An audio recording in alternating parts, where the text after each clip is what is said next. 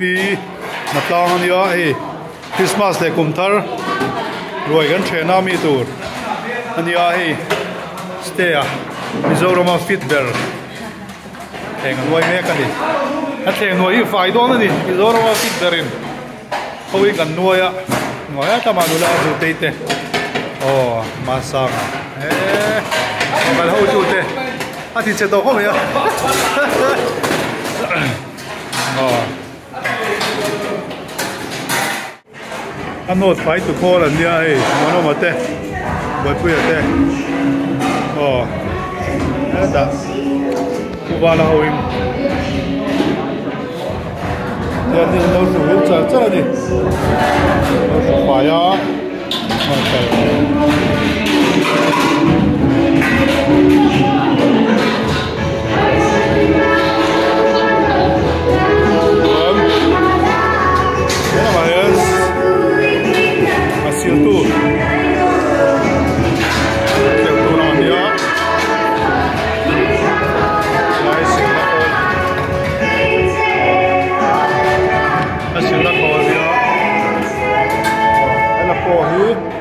siêu nó khô lên đều khô là gì à? Rồi tê salmon là tê xem tê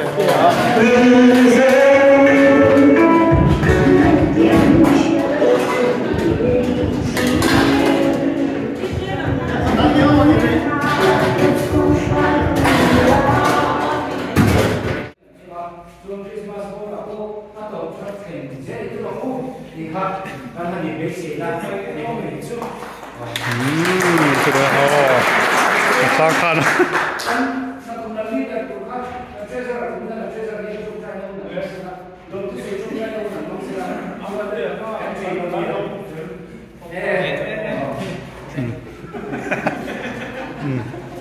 cha sai là nuôi không